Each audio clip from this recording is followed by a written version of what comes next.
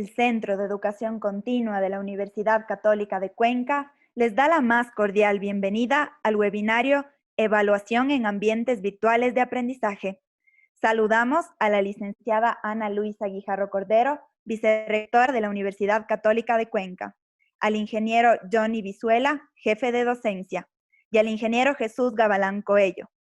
Nos encontramos gustosos de tener más de 800 participantes y sumamente agradecidos porque la comunidad se suma cada vez más a esta iniciativa. En este momento, damos la palabra al ingeniero Johnny Vizuela, jefe de docencia, quien dará las palabras de bienvenida. Muy buenas tardes, estimadas autoridades, estimados compañeros docentes, comunidad educativa. Realmente un orgullo para la Universidad Católica formar parte de estos procesos en bien de nuestros docentes, de quienes se interesan en esta época de COVID y con un tema muy importante que nos hará reflexionar sobre los procesos de evaluación en ambientes virtuales de aprendizaje. Realmente invitados, bienvenidos todos a este proceso que marcará muchas pautas para mejorar nuestras competencias dentro de los procesos de docencia que cada uno de nosotros estamos desarrollando. Bienvenida comunidad educativa, bienvenidos compañeros a este gran evento organizado por la Universidad Católica de Cuenca. Agradecemos la intervención de Johnny Vizuela y damos paso a la licenciada Ana Luisa Guijarro Cordero, vicerrectora académica de la Universidad Católica de Cuenca, para que inaugure este webinario. Un gusto realmente compartir con ustedes este importante espacio de formación. Un honor contar con la presencia del profesor Jesús Gabalán, una vez más en nuestra universidad. Le hemos dicho que esta es su casa y queremos que así se sienta. Nos une una amistad muy fraterna con la Universidad Católica de Pereira, de donde él proviene, y estamos seguros que hoy, así como en otras oportunidades que nos ha acompañado en procesos de capacitación, pues nos honrará, no solamente con su presencia, sino que compartirá sus conocimientos. ¿Cuán importante es el hablar de evaluación en ambientes virtuales? Sin duda, COVID-19 nos cambió la vida y a nosotros, quienes hacemos educación y de forma particular educación universitaria, nos enfrentó a un gran reto, sin duda. Pasar de las aulas presenciales y vernos ahora en ambientes virtuales nos ha exigido muchísimo compromiso. A quienes se encuentran en Ecuador, no les es lejano que en días pasados el Consejo de Educación Superior emitió una normativa transitoria justamente para permitir que todos estos procesos se lleven de mejor manera, al punto que incluso en uno de sus articulados de la última reforma del 30 de abril habló de educación híbrida. Híbrida porque todavía tenemos muchos temas y particularmente sé que a todos nos preocupa el hecho de la evaluación. ¿Cómo evaluar? ¿Cómo hacer de mejor manera nuestra labor en este nuevo ambiente de aprendizaje? Decenas de muchos docentes de diferentes lugares del país se han unido hoy, justamente porque a todos nos hermana una misma vocación, la vocación de servicio a la comunidad que siempre ha identificado la Universidad Católica de Cuenca y que de hecho identifica a todo aquel que ha escogido esta noble profesión de ser docente, de ser formador de los futuros profesionales de nuestro país. Bienvenido nuevamente, Jesús. Estamos ansiosos de escuchar toda la información que tú nos puedas traer, el compartir también experiencias, no solamente desde Colombia, sino de los otros ámbitos donde tú prestas colaboración. Jesús es un investigador innato, muy activo, y estamos seguros que hoy compartirá con nosotros todos esos tips y seguramente se provocará un interesante intercambio de opiniones con estos más de 700 docentes que hoy se encuentran aquí.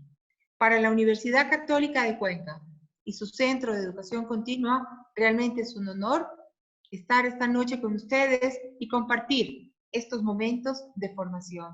Bienvenidos todos, bienvenido Jesús.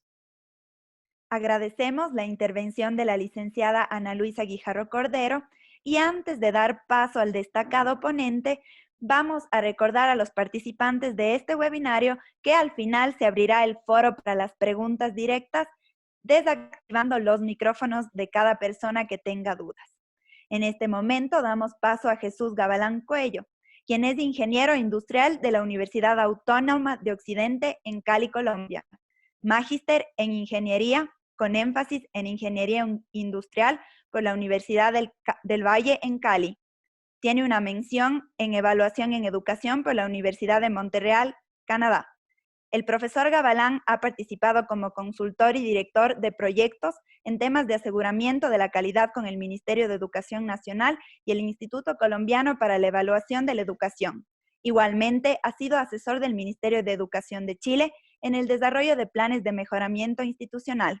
Actualmente se desempeña como asesor de la Rectoría y del Consejo Superior de la Universidad Católica de Pereira y es director de la Corporación Penser.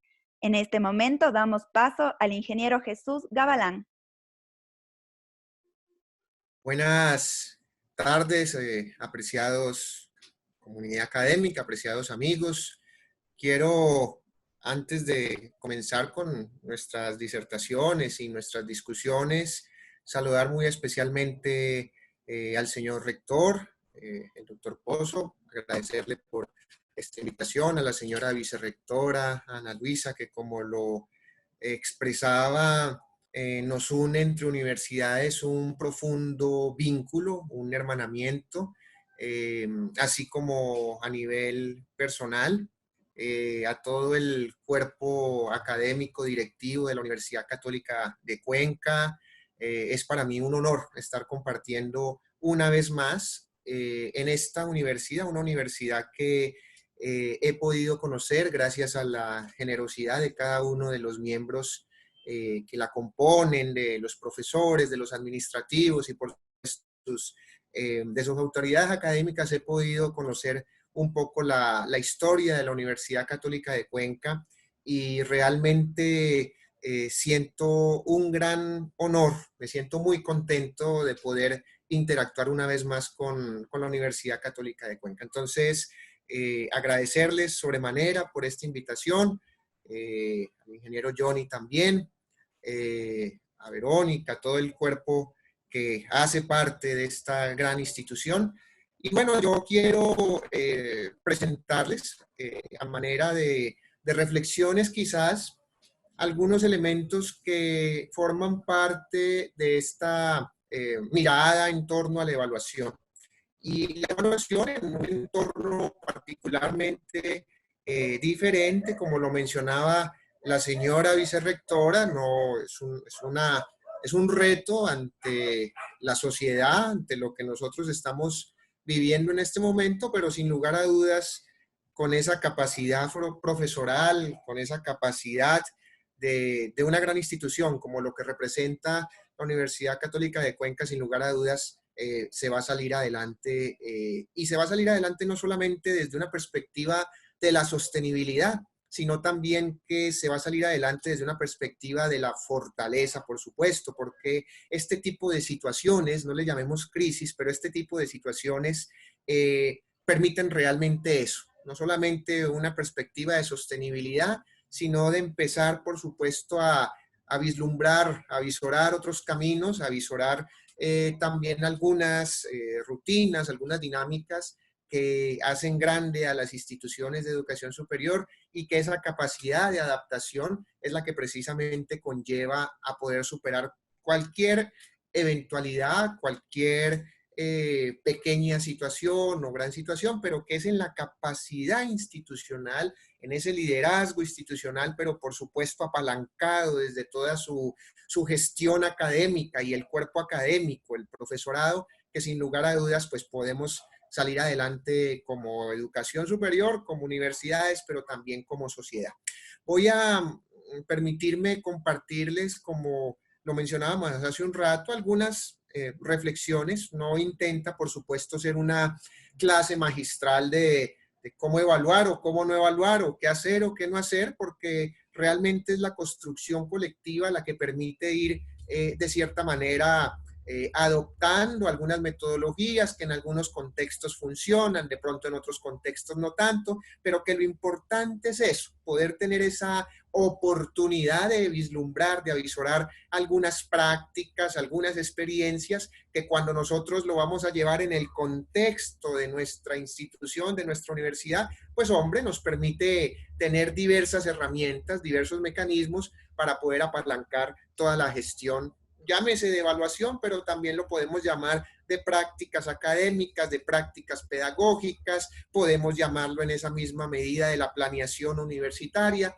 que digamos lo grande de estos procesos es que permiten reflexionarse y permiten todo el proceso de autoconocimiento institucional. Entonces voy a permitirme compartir la pantalla sobre la presentación que he preparado. Como lo he manifestado, intenta ser una disrupción, pero más de una disrupción, intenta ser un elemento de discusión a la hora de poder determinar cada uno de estos procesos, cómo ocurre en el ambiente de las instituciones de educación superior.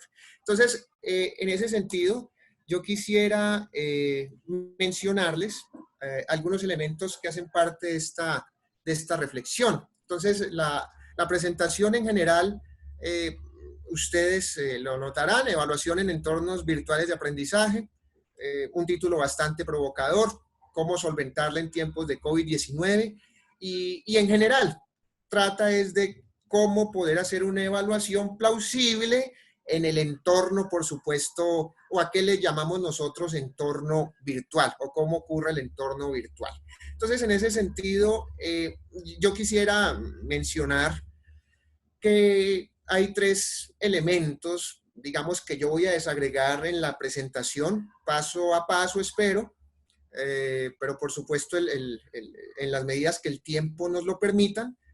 Hablarles que el componente de la evaluación tiene su génesis, como lo reflexionábamos y lo habíamos de alguna manera dialogado en la Católica de Cuenca la vez pasada. Tiene unos componentes de estrategia, tiene unos componentes, por supuesto, de lo operacional, pero también en el intermedio hay un enfoque de gestión académica que es importante que lo analicemos, que lo miremos, y que en esa medida nos articulemos, porque definitivamente en estos procesos el llamado del aseguramiento de la calidad en cualquier tipo de contexto es precisamente la coherencia. Y esto yo suelo resaltarlo mucho o destacarlo mucho, porque es la coherencia institucional la que permite entonces tener una correcta articulación entre lo que se piensa, entre lo que se dice y entre lo que se hace, lo que se piensa, lo que se dice y lo que se hace. Y en el entorno universitario, entonces, el que se piensa, lo que se piensa, precisamente hace referencia a los planes estratégicos de desarrollo, al proyecto educativo institucional. He tenido la fortuna también de conocer el proyecto, el modelo pedagógico, el proyecto educativo institucional de la Católica de Cuenca, un proyecto muy sólido, y en esa medida conocer esos elementos son los elementos de base para desagregar cualquier tipo de apuesta pedagógica o metodológica, y de la misma manera la evaluación. Entonces, no es un elemento, lo que yo quiero decir en este momento es que no es un elemento desligado, no es un elemento inconexo, sino que por el contrario hace parte de la misma filosofía institucional de una universidad. Entonces, por ejemplo, hablando de estos elementos, recuerdo que el modelo pedagógico de la universidad tiene mucho que ver con la teoría de la complejidad. Tiene mucho que ver con los fundamentos pedagógicos a través de esa teoría de la complejidad.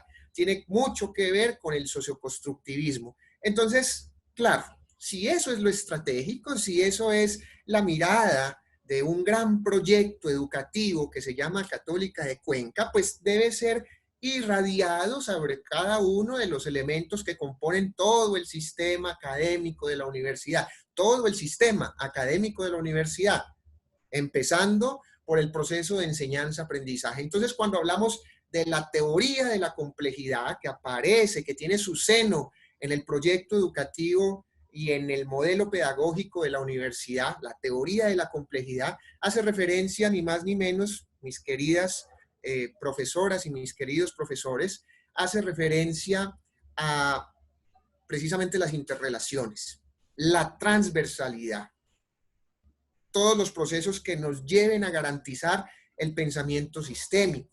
Esa es la teoría de la complejidad. Entonces, claro, es apenas lógico pensar que esto se va a ver irradiado sobre la evaluación presencial, pero también sobre la evaluación que se hace en un entorno virtual de aprendizaje.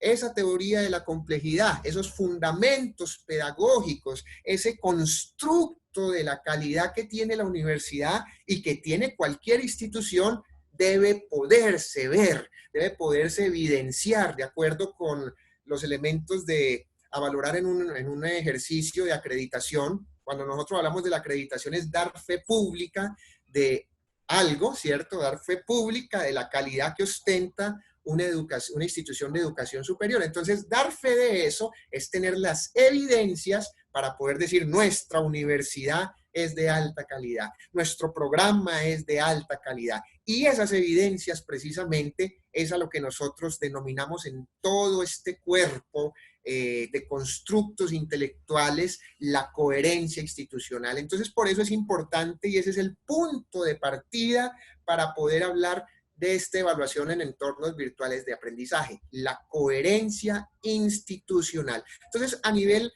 estratégico, digamos, hay algunos elementos. Nosotros, yo creo que esto lo había presentado en algún momento la vez pasada que tuve la oportunidad de dialogar. Y yo quiero arrancar con esto, porque imagínense que en ese momento era prácticamente una labor titánica pensar en esto que yo de cierta manera provocaba en ese escenario. Era bastante provocador porque yo decía en ese momento y intercambiábamos algunos argumentos con los académicos de la universidad cuando decía, mire, imaginémonos nosotros que estamos en la primera, es sábado en la noche, 9 de la noche, y todos nosotros como profesores hemos pasado por esto. Es el sábado a las 9 de la noche, tenemos que calificar nuestros 2, 3, 4, 5 cursos y nos los hemos llevado para el sábado en la noche y somos muy optimistas, les decimos de 9 a 10 de la noche nosotros calificamos estos trabajos, de 9 a 10 de la noche lo hacemos. Y resulta que pasa esa hora y en el primer ciclo de calificaciones, es decir, los primeros 2, 3, 4 o 5 parciales o trabajos que califiquemos, somos capaces de poner buenas notas, buenas calificaciones, pero además de las buenas calificaciones hay un ambiente propicio para generar comentarios. Entonces uno le dice a los estudiantes, no, muy bien hecho, excelente, vas a llegar a ser el mejor ingeniero, vas a llegar a ser el mejor abogado, vas a llegar a ser el mejor médico. Y hay comentarios hasta motivacionales en esas primeras calificaciones. Pero resulta que ya a la segunda hora, son las 10 de la noche de ese sábado, y entonces empieza uno a cuestionarse y hasta a frustrarse como profesor porque dice, hombre, ¿cómo es posible que la sigan como equivocándose, como embarrando en esto, si yo lo he dicho más o menos unas 50 veces? ¿Cómo es posible que esto pueda pasar si yo lo he dicho 50 veces estos muchachos? Esa es la segunda hora. Estamos hablando entonces que ya no estamos de 9 a 10, sino que son las 10, 11 de la noche del sábado. Pero uno, como tiene esa pasión por su proceso de enseñanza-aprendizaje, tiene esa pasión por enseñar, si no, no sería posible que hiciéramos tantas cosas como profesores, porque realmente tenemos una gran pasión que nos motiva y es un trabajo que no termina. O sea, es el domingo y los estudiantes te encuentran en el mercado, en el supermercado y te pueden hacer alguna pregunta y tú les sigues contestando. ¿Por qué? Porque es un trabajo que no es de 8 a 6 de la tarde y termina, sino que uno es profesor 24/7. Entonces, la sexta hora de trabajo, ya estamos nosotros, hombre, más allá de la frustración, porque son las 3 de la mañana y aparece el profesor diciendo, ¿sabe qué? No me importa, no me importa. Me tiene absolutamente sin cuidado, porque ya está fatigado, claro, naturalmente, porque es un ser humano, porque es propenso a tener sesgos también. Entonces dice, no, ya no me importa, ya como quede la cosa. Me voy a levantar más bien mañana a las 8 de la mañana del domingo y voy a seguir el domingo. Y yo de pronto me levanto a las 7 de la mañana y a las 9 de la mañana ya he terminado para seguir con mi vida normal. Eso, mis queridas amigas y mis queridos amigos, no pasa. Ese también se convierte en una falacia, se convierte en un argumento falaz, porque es la hora 20 del domingo, es decir, las 4 de la tarde, 5 de la tarde de ese domingo, y nosotros seguimos calificando. Y ya aparece una frase, digamos, como casi lapidaria, y entonces dice, si este es el futuro de la humanidad, si este es el futuro de la humanidad, estamos en nada, estamos perdidos. Claro, porque hay un elemento aquí que no podemos perder de vista, y es que la evaluación es quizás lo último que planificamos como profesores, pero es lo primero que quiere saber el estudiante. Es lo último que planifica el profesor, pero es lo primero que quiere saber el estudiante. Y ustedes me comprenderán el ejemplo a la perfección. Tenemos una evaluación el día viernes y con ese mismo grupo volvemos a tener clase el día lunes. Lo primero que le van a preguntar a ustedes, sus estudiantes, es, profe, ¿ya trajo la evaluación? Profe, ¿dónde está la evaluación? Profe, no le veo el maletín con la evaluación. Profe, no le veo dónde está el sobrecito este de Manila que utilizamos para guardar las evaluaciones de los profesores. Profe, no le veo la... Y prácticamente se expone uno al repudio de sus estudiantes cuando no lleva la evaluación calificada a la próxima clase. Pero entonces esto marca, por supuesto, unas ligeras diferencias o divergencias entre lo que espera el estudiante, entre lo que quiere el estudiante y lo que como profe estamos en capacidad también de poder desarrollar, de poder hacer. Entonces, ¿a qué me quiero dirigir yo en este momento? Dar un contexto general sobre las implicaciones de la evaluación. ¿Qué entendemos por evaluación? Entonces, relacionar, digamos, un referente y los elementos de un observable. Esto requiere apreciar cualitativamente, pero también estimar cuantitativamente el efecto de esa medición. Es decir, son 3 niveles, por llamarlo de alguna manera, que uno podría identificar: la medición, la calificación y la evaluación. Medición, calificación y evaluación. Si estamos ya en el tercer nivel, que es el de la evaluación, debe necesariamente involucrar esto un mejoramiento, debe indudablemente implicar esto una realimentación, una retroalimentación de todo el trabajo académico de los estudiantes, porque es que esa es la diferencia entre un diagnóstico y una evaluación. El diagnóstico es una foto, pero la evaluación debe permitir la posibilidad, por supuesto, del mejoramiento. Entonces hay que interpretar para comunicarse, para pronunciarse y comunicarse, y por tanto ser consciente que la evaluación tiene una carga irreductible de subjetividad. Ok, entonces si ya uno es consciente de eso como profesor, que por más que nos esforcemos, la evaluación es por naturaleza subjetiva, entonces tenemos una contra, tenemos un tratamiento, tenemos una manera de enfrentar esta subjetividad. La manera de enfrentarla, así como en este momento de la pandemia, que una manera de enfrentarlo es el confinamiento, una manera de enfrentarlo son las medidas de precaución, una medida de enfrentar esta naturaleza subjetiva de la evaluación, entonces se convierte la información. Entonces, procesos totalmente confiables, válidos, confiables, que se sustentan sobre la base de la información. Porque es que aquí viene entonces la principal crítica de este momento, ya entrándonos un poco a esto. Los voy a invitar, ahí les dejo un link, una liga para que vean este es un editorial que habla del dilema del prisionero versión 4.0 en educación superior. Y dentro de las líneas de esa editorial, nosotros podemos ver lo siguiente. Educación virtual no es hacer clases presenciales de manera remota por medio de un computador.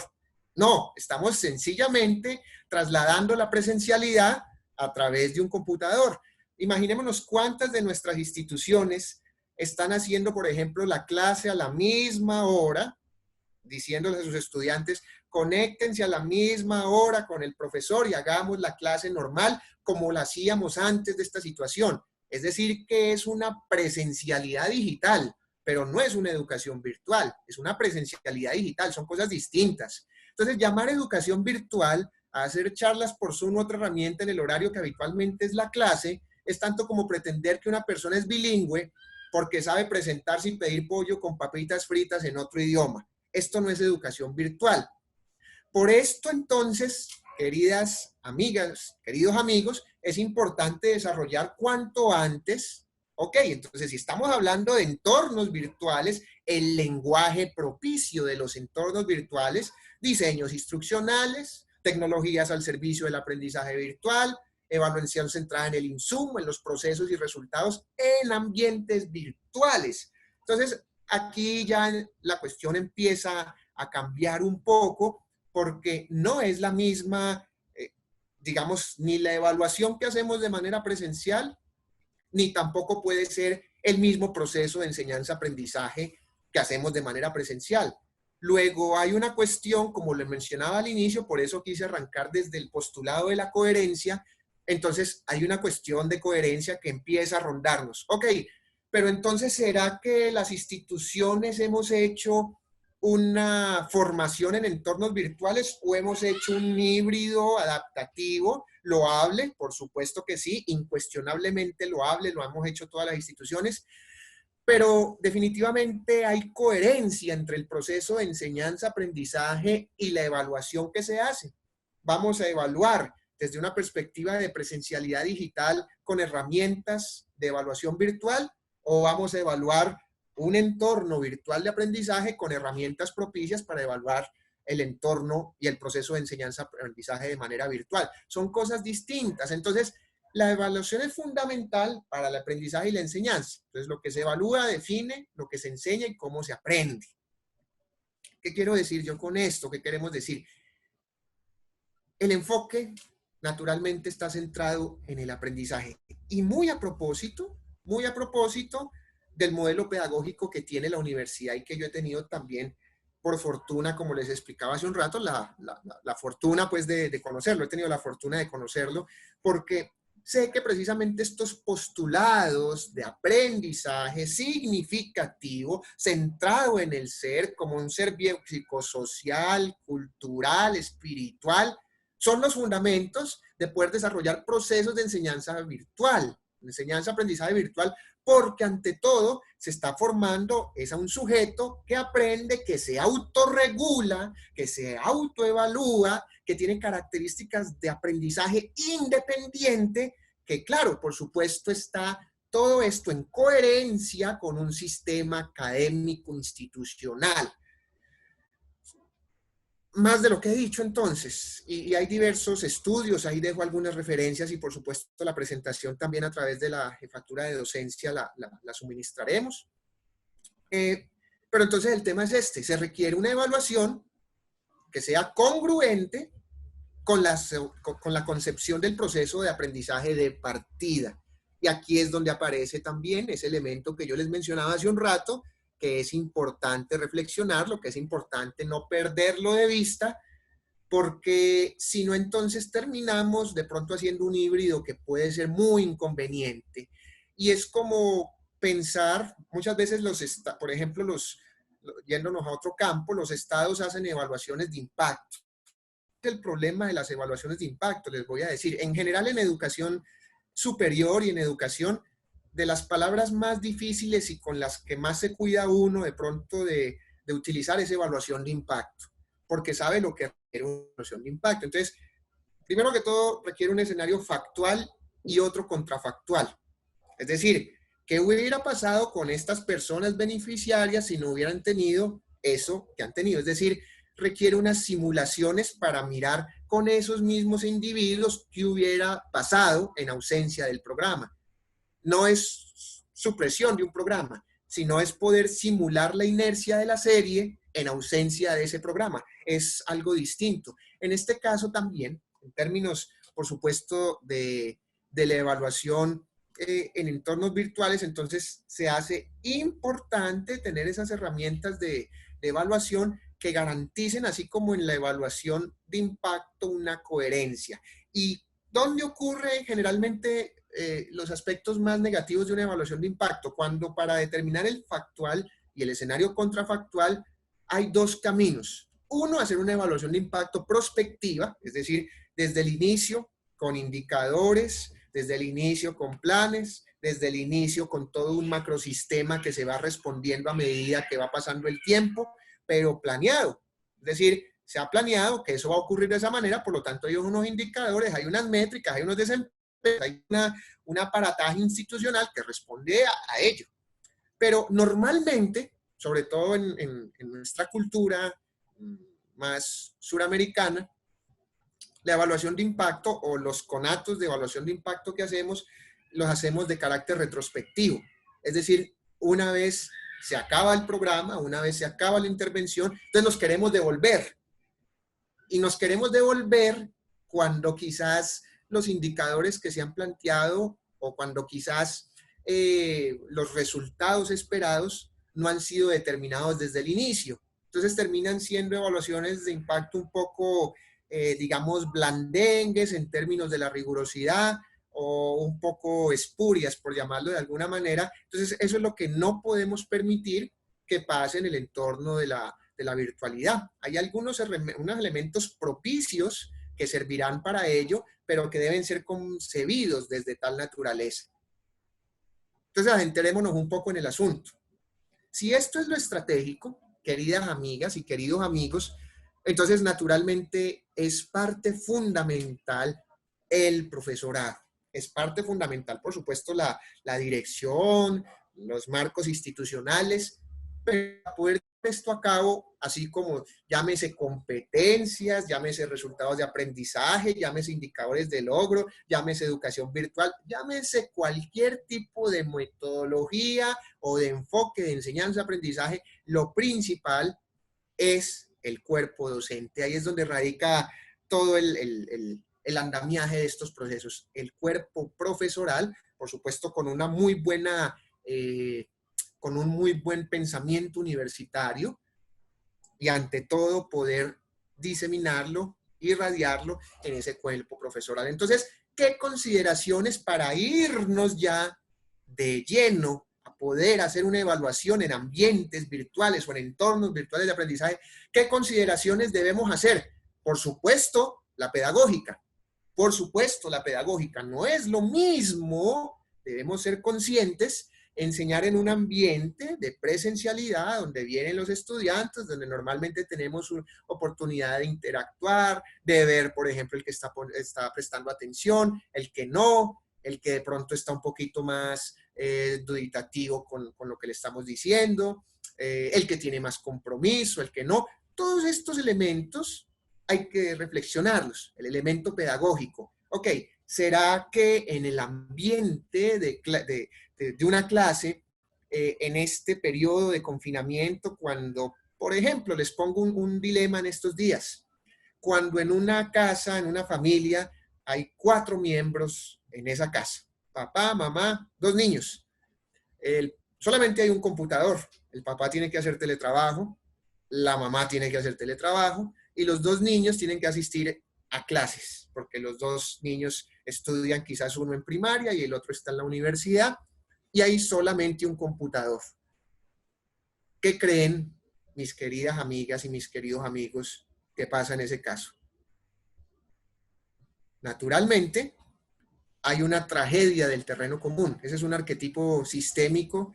Los que les guste de pronto un poco la dinámica de sistemas, hay un libro muy interesante, se llama Dinámica de Sistemas en la Práctica, de Peter Senge, donde habla de una serie de estructuras mentales, arquetipos sistémicos que se presentan en todo el proceso de elaboración mental.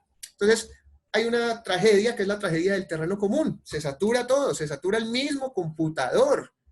Claro, pero es porque de antemano quizás no hemos desarrollado un aparataje pedagógico que nos permita hacerle frente y que no tengamos sometido a un estudiante de manera inclemente unas 6 horas, sobre todo en los colegios pasa mucho esto, o por lo menos en los contextos que he podido conocer, desde las 7 de la mañana hasta la 1, 2 o 3 de la tarde, los niños de manera inclemente, totalmente suicida, si se quiere, sometidos durante todo ese tiempo a tener que estar viendo las clases y estando conectados, incluso hasta tenerse que conectar con el uniforme del colegio, que ahí miraremos cuál es la utilidad de ello, ¿no? Pero así lo tienen que hacer. Entonces, hay que reflexionar sobre el aspecto pedagógico, pero también lo tecnológico. Entonces, ¿qué plataforma vamos a utilizar? Esa plataforma, entonces, sí involucra la reflexión de los aspectos pedagógicos, que es el norte, que es lo fundamental, que es el modelo pedagógico, pero también, entonces, el diseño, la interfaz, las interfaces, pues, naturalmente van a tener que ser amigables, van a tener que permitir fluir. Aquí viene, entonces, uno de los componentes, considerar la evaluación desde el inicio también. Entonces, ¿cómo vamos a hacer la evaluación? Las entregas, ¿cómo van a ser? La administración, los soportes. También el componente de la ética en los procesos virtuales. Es muy propenso a sufrirse, por ejemplo, de plagios. Entonces, ¿qué tareas, qué desarrollos vamos a decirle a nuestros estudiantes que hagan para nosotros no fomentar de esa misma manera el plagio? Porque, por ejemplo, si uno como profesor le dice a un estudiante, bueno, averíguame cuáles son los 10 artículos de la Constitución Política del Ecuador. Claro, va internet, lo copia, lo pega y listo. Y así le va a pasar la tarea a Juan, a Gonzalo, a Jacinto, porque son elementos que tienen que ver con conocimientos, pero con un enfoque memorístico de la educación. Entonces, también nosotros como profes, es un trabajo adicional, por supuesto, pero en esos núcleos académicos hay que reflexionar también sobre la ética del asunto, sobre la ética. Entonces, ¿cómo poder garantizar principios éticos bajo ambientes o entornos virtuales de aprendizaje? Es un reto. Y claro, naturalmente, debía arrancar por acá, no menos importante, el aspecto institucional. Entonces, la coherencia entre, por ejemplo, una institución. Resulta que en el modelo pedagógico de esta institución o de esta otra se aplica el conductismo. Aquí nosotros somos totalmente conductistas. Aquí nosotros somos totalmente bajo este enfoque, bajo este modelo, y no consideramos quizás el interaccionismo simbólico, no, nada de socioconstructivismo, no, nada de eso. Esto es conductismo puro. Entonces, claro, si ese es el entorno macroinstitucional, pues naturalmente pasarlo a la virtualidad requiere ese mismo enfoque. Entonces, no, nada de foros, ni de chats, ni de nada de eso, porque esto es conductista, esto es puro conductismo, nada de esos ambientes, pues, de foros, de discusiones, de foros de discusión, de chats, no. O sea, aquí solamente se hace una exposición magistral y eso es lo que hay, y una evaluación de esa exposición magistral. Entonces, hay que tener mucho cuidado porque estas son piezas del rompecabezas que tienen que alinearse muy bien para poder desarrollar una evaluación en un ambiente virtual. Esto nos lleva, eso es, digamos, un panorama sobre lo estratégico. Ahora bien, ya sabemos que entonces la universidad, la institución, debe tener un modelo pedagógico, pero también debe reformular o repensar cuál es el link con los procesos de virtualidad, pero no en términos de la evaluación al final, sino, bueno, pedagógicamente, ¿qué estamos haciendo nosotros desde la virtualidad? Ok. Institucionalmente, ¿qué estamos haciendo nosotros desde la virtualidad? Ok. En la administración académica, ¿qué estamos haciendo nosotros por la virtualidad? En la cualificación del profesorado, ¿qué estamos haciendo nosotros por la virtualidad? En todo el entorno de las metodologías, ¿son metodologías propicias para la virtualidad? Esas son las preguntas que tenemos que hacernos para que naturalmente la evaluación esté totalmente direccionada a esto y permita desarrollar una evaluación realmente en entornos virtuales de aprendizaje. Entonces, aquí es donde ya cobra sentido poder ir desagregando, hasta llegar entonces a lo que hoy conocemos como estos entornos virtuales de aprendizaje. Entonces, normalmente estas son definiciones de cierta manera consensuadas por la comunidad académica, universalmente de cierta forma aceptadas. Un entorno virtual es un software instalado en un servidor o intranet que se encarga de mantener, gestionar, almacenar, etcétera, herramientas para la formación digital. Eso es un entorno virtual. Es decir, que el pensamiento universitario, el pensamiento académico, debe prevalecer. Eso es lo fundamental. Ese es el norte. Y esto es una herramienta como quizás en algún momento puede ser la misma presencialidad, los laboratorios, diversas maneras de poder garantizar que la institución cumpla con su misión. Diversas maneras de poder garantizar que la institución cumpla con su razón de ser. Entonces, estas formaciones pueden darse en un entorno 100% virtual o como apoyo a formaciones presenciales. Aunque lo importante es que faciliten al alumno el progreso en el proceso de aprendizaje. Entonces, el entorno virtual favorece el enfoque centrado en el estudiante. Luego, si privilegia el proceso de aprendizaje, no tanto el de la enseñanza, sino más bien el del aprendizaje, en este cambio de paradigma, por ejemplo, yo lo diría con total confianza, la Universidad Católica de Cuenca está preparada para poder enfrentar esto, porque desde el mismo modelo conceptual, epistemológico, filosófico, deontológico de la universidad, está establecido que el centro es el estudiante. Si no fuera el centro el estudiante, si no trabajaran desde esa perspectiva y dijéramos, no, el enfoque es centrado desde una perspectiva de Max Weber en la burocracia, en los procesos y todo eso, entonces no es en el estudiante. Pues entonces sería muy difícil poder trascender o poder pasarnos a un ambiente virtual, por lo que dije al inicio, no hay coherencia institucional. Entonces, claro, grupos de entornos de formación, entonces hay portales de distribución de contenidos, entornos de trabajo en grupos o colaboración, sistemas de gestión de contenidos, también todo el ambiente pues que nos permite hacer la gestión del conocimiento. Esto lo hemos venido sosteniendo en varias ocasiones. De hecho, con la vicerrectora también hemos hablado muchas veces de esto, que las universidades somos organizaciones centradas en el conocimiento, ¿cierto? Nuestro core es el conocimiento, pero difícilmente podemos llegar a evidenciar gestión del conocimiento. Ahí tenemos que hacer un profundo trabajo nosotros como instituciones de educación superior, garantizar una gestión del conocimiento. Sistemas entonces de gestión de contenidos para el conocimiento, aprendizaje. Entonces, en términos generales, yo quiero decirles que en esta táctica de la evaluación del aprendizaje, entonces hay que tener ciertas consideraciones. Miren, hay una evaluación que nosotros hacemos antes, ¿cierto? Entonces, en todo el proceso e-learning, nosotros hacemos una evaluación antes. Entonces, la planificación misma del e-learning, cómo va a funcionar, el despliegue, toda la evaluación de necesidades. Esa es la evaluación, esa es una evaluación antes del despliegue del proceso. Pues, como en este escenario de COVID, tocó de manera rápida reaccionar en algunos asuntos.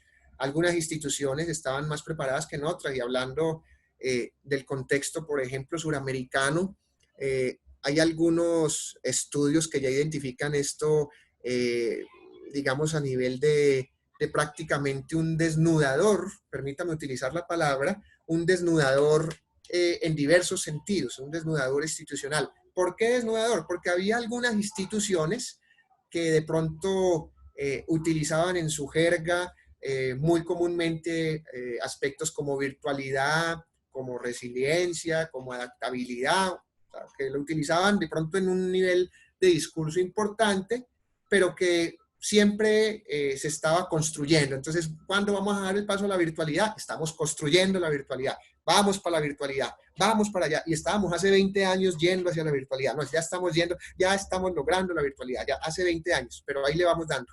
Pero aquí ya no hubo de otra. ya tocó con lo que teníamos, con lo que pensábamos que teníamos o con lo que no había, pero tocó hacerle frente a lo que está ocurriendo en este momento. Entonces, claro, es importante que tengamos en cuenta este flujo de proceso del e-learning, porque hay una evaluación antes, hay una planificación que se hace, hay una delimitación también de los indicadores de resultado que van a irradiar todo el proceso de aquí en adelante, pero también en el proceso hay unas actividades de assessment, de medición, que nos permite también ir ajustando a lo que llamamos nosotros normalmente la evaluación formativa, que deriva en la construcción de unos planes de mejoramiento, y ya al final del proceso, más centrado en los resultados, en el final aparece una evaluación sumativa. Entonces, en el e-learning, naturalmente también aparecen estos dos elementos que hemos escuchado con mucha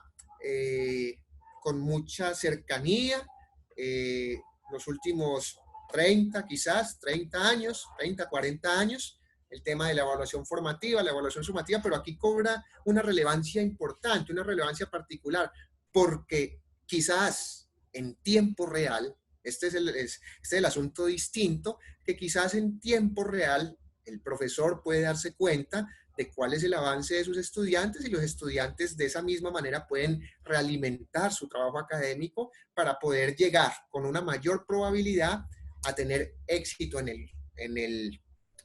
el curso o en la asignatura que estén en ese momento cursando.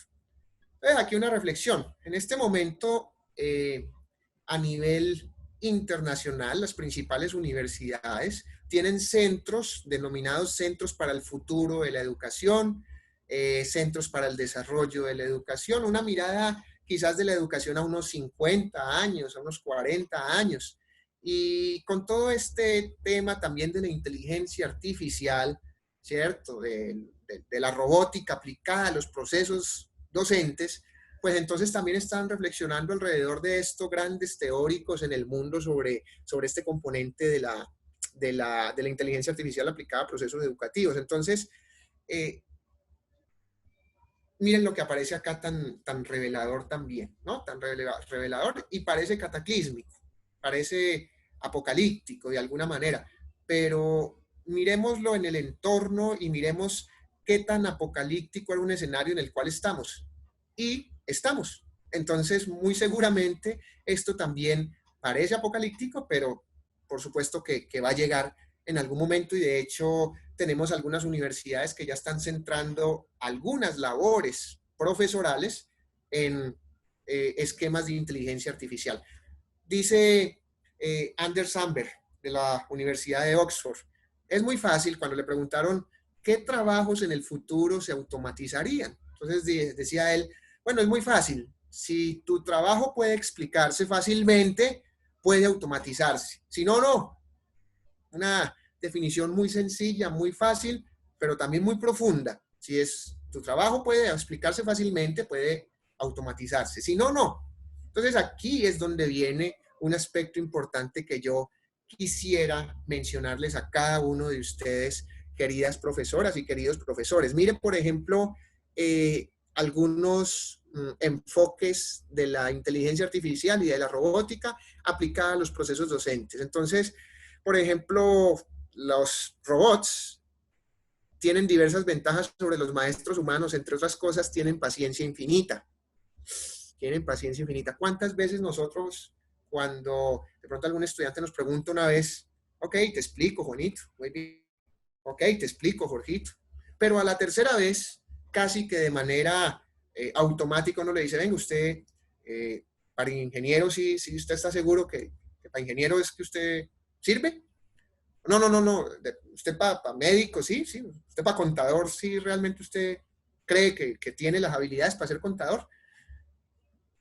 Y mucho ojo con esto. Entonces, están diciendo ya que a diferencia de los maestros humanos que tienden a exasperarse después de varios intentos infructuosos de explicarle algo a sus alumnos, un maestro robótico puede explicar las cosas de cientos de maneras. Si el estudiante es un poquito más auditivo, pues se lo va a decir en diferentes tonos, modulando, subiendo la voz, bajando la voz. Si de pronto es más visual, entonces va a proyectarlo. Proyectar, mire, el cuerpo humano se compone de esto, liderazgo es esto, y va a proyectarlo. Y si es más kinestésico, pues entonces también va a encontrar algunas herramientas de hacerlo participar en ese proceso. Pero entonces, la enseñanza o lo principal que yo quiero decir en este momento es lo siguiente, como elemento de discusión. Y esto aplica, por supuesto, para la educación virtual, para lo que estamos hablando de entornos virtuales de aprendizaje. Si como profesores pensamos que lo principal es la transmisión del conocimiento, permítanme decirle algo, queridas amigas y queridos amigos, ya se nos acabó el trabajo, ya no tenemos trabajo. Y en los próximos 5, quizás 10 años, ya no vamos a tener más trabajo, porque si lo principal es la transmisión del conocimiento, ya hay robots que hacen eso. Si lo principal es la transmisión de ese conocimiento, las páginas web lo hacen, Internet lo hace, YouTube lo hace. Si ese es el enfoque de transmisión del conocimiento.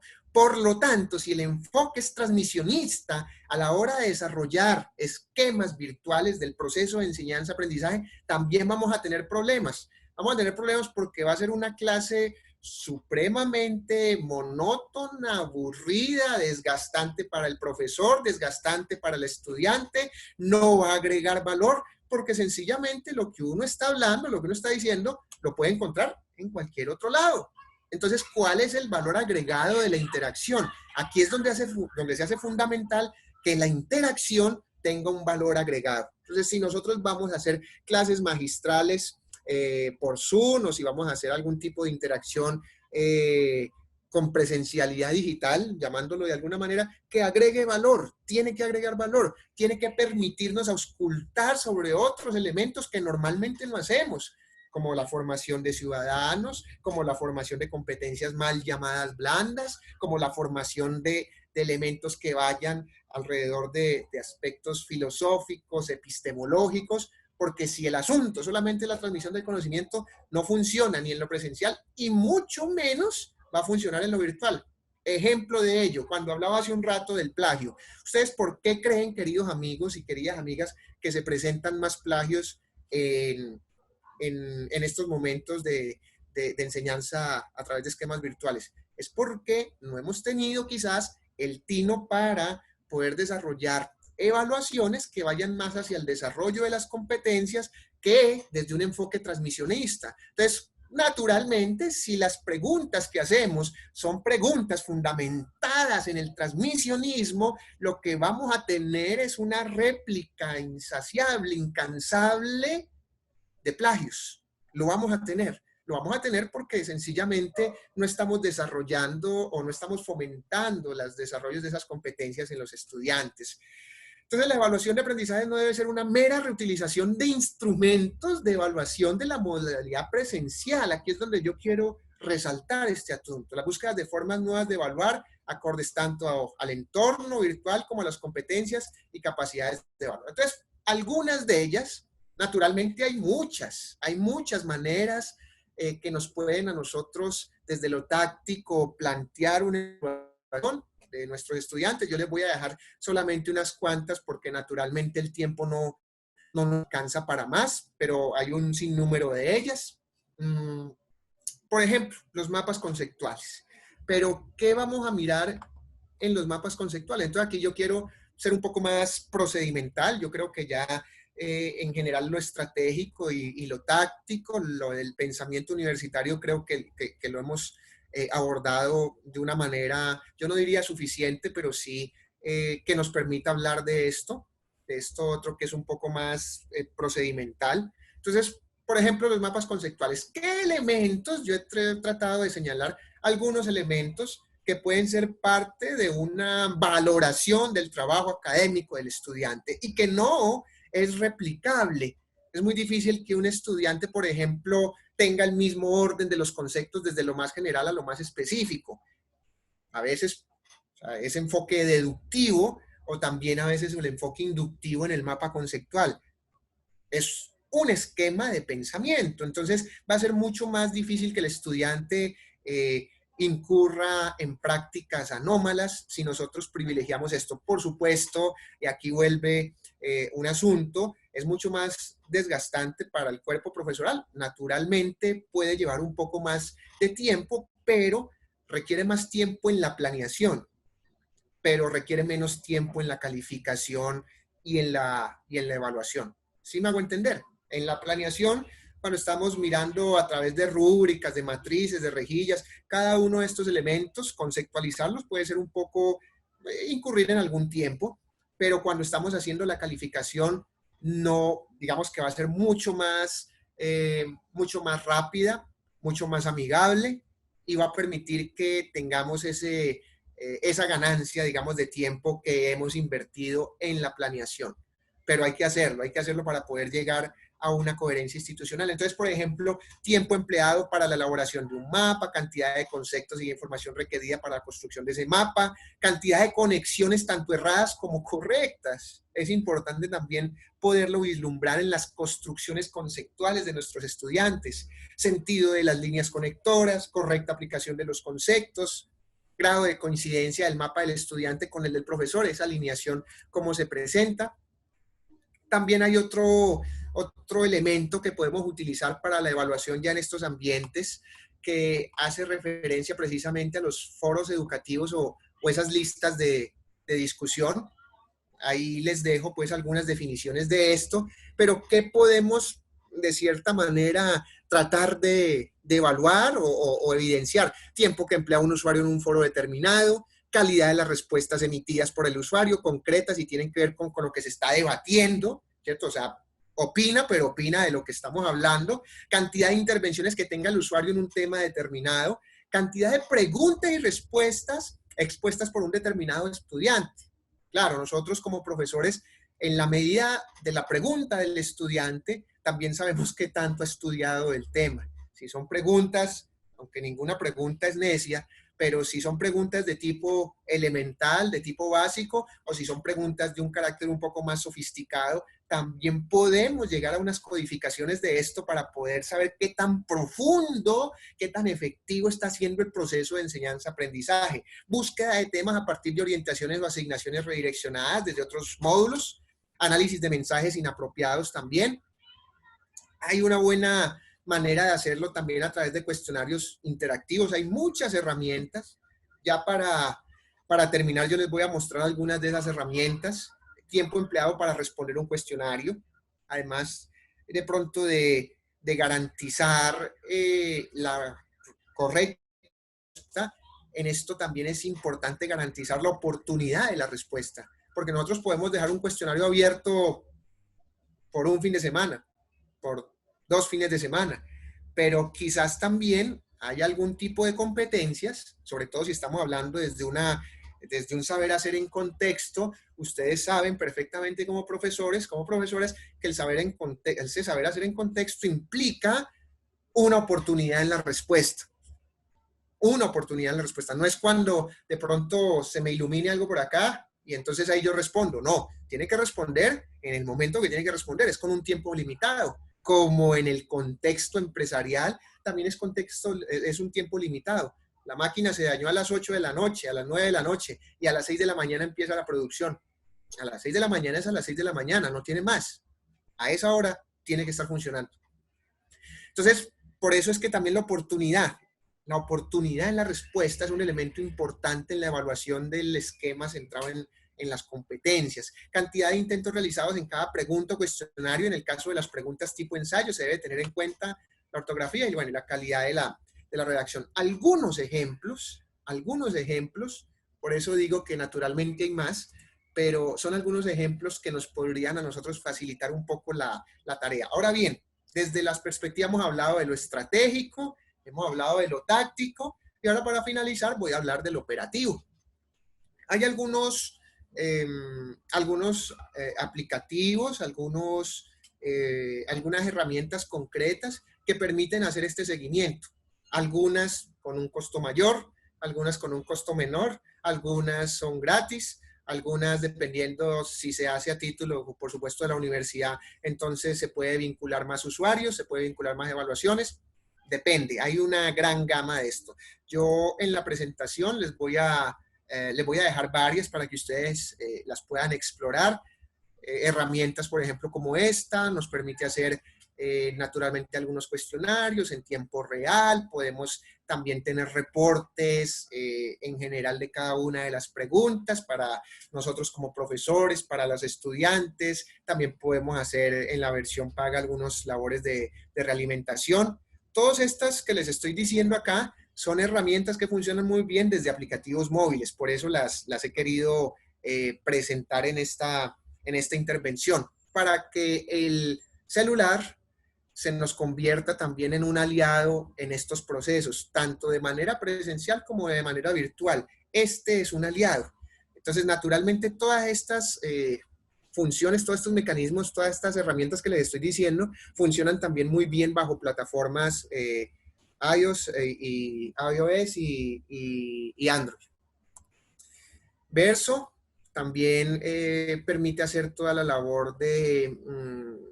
funciona en iPhone, en iPad también, permite hacer seguimiento a cuestionarios, a trabajos en línea. Esta es una muy buena herramienta que normalmente permite pues la aproximación a través de quiz, a través de preguntas de falso verdadero, preguntas cortas. Es una herramienta que nos permite también seguir interactuando desde una perspectiva de quizzes por salas de trabajo. Es una herramienta bastante interesante. Esta otra que permite crear cuestionarios. Yo les estoy dejando los links aquí para que después lo puedan repasar con cierta calma. Esta requiere una suscripción especial, pero está habilitada para poder hacer tareas concretas, reportes de resultados, aprobados, se puede vincular los correos de los estudiantes, es decir, que la evaluación también les puede llegar de una vez conforme la terminan, entonces se puede llevar a los estudiantes la evaluación, involucra también algún tema de rúbricas, entonces puede hacer la rúbrica y prácticamente apenas termine una evaluación un estudiante, mandarle la rúbrica con aquellos elementos que debe fortalecer. Esta también es importante, una buena herramienta porque permite tener diversos roles de administración de cuestionarios para profesores, para estudiantes. Es una buena herramienta también que permite esa gestión de aprendizaje centrado en resultados. iClicker también es una buena referencia, sobre todo para aspectos que tienen que ver con la analítica. La interfaz para la analítica es bastante importante. Hace una buena labor de, sobre todo, evaluación de carácter formativo. Entonces, es iterativo hasta que el estudiante logre ir llegando a las respuestas adecuadas. Los va a hacer tantas veces como se necesiten para llegar a las respuestas adecuadas. También, Poll Everywhere, también nos sirve para retroalimentaciones, para reuniones virtuales, pero también para poder ir generando procesos con los estudiantes de participación e ir quedando consignadas las participaciones de los estudiantes. Aquí les dejo en general estas 8 herramientas para la medición. Son todas herramientas en línea. Algunas son gratuitas, ya hay que es cuestión de irlas mirando. Y esta última versión también de presentaciones efectivas, pero lo bueno es que en esta versión, además de las presentaciones, puede agregar ciertas encuestas. Entonces, en el auditorio puedes hacer ciertas preguntas y dependiendo de las respuestas correctas, también valorar la interacción en el ambiente de clase. Bueno, en general esos son los elementos que hacen parte de la operación y ya con estos 3 minutos que me quedan de la intervención, ya 2 minutos, si llevo bien la contabilización, en estos 2 minutos que nos quedan, entonces voy a permitirme decirles lo siguiente, queridos y queridas profesoras. Hace algún tiempo tuve la oportunidad de estar en Ecuador, en Perú y sobre todo en una parte que es el lago Titicaca, en una parte peruana que se llama Puno. Cuando estaba entrando en una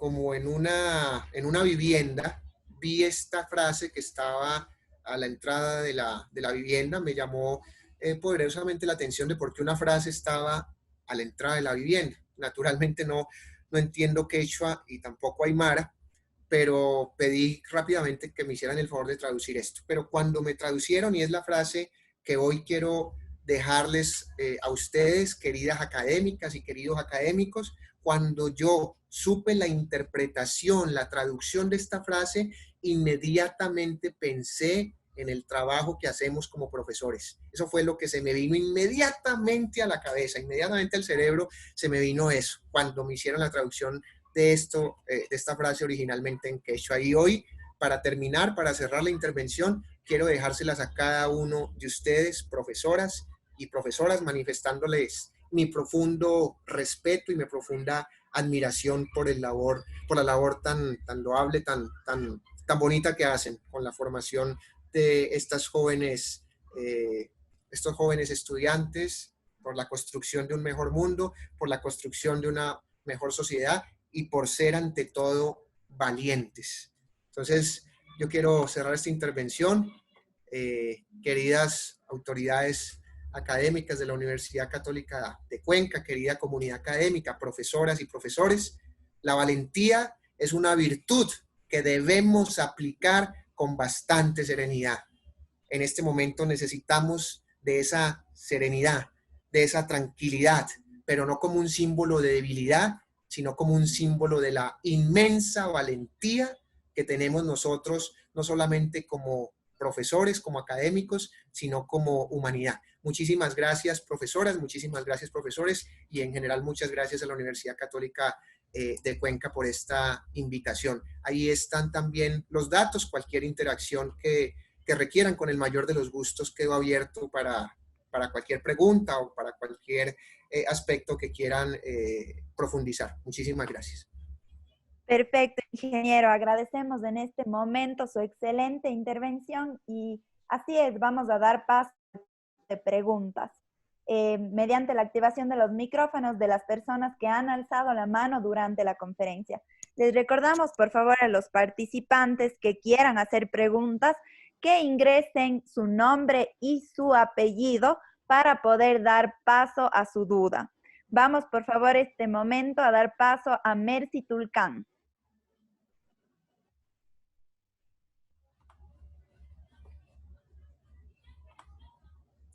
Ya tenemos contacto con Mercy, solo falta que por favor active su micrófono.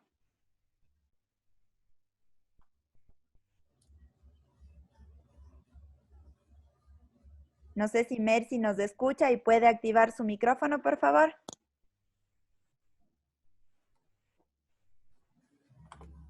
De lo contrario, y por honor al tiempo, vamos a dar paso a Darío Calle.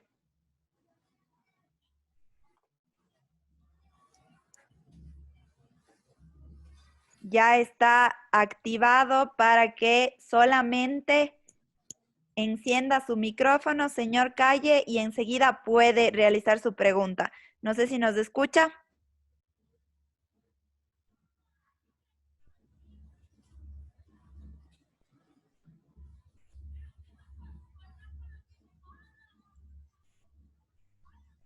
Perfecto, vamos a dar paso a Marta Toapanta, por favor. Recordamos a los participantes que se les activa enseguida la manera de poder desactivar sus micrófonos. Entonces, no sé si Marta Toapanta nos escucha para que desactive su micrófono y haga su pregunta.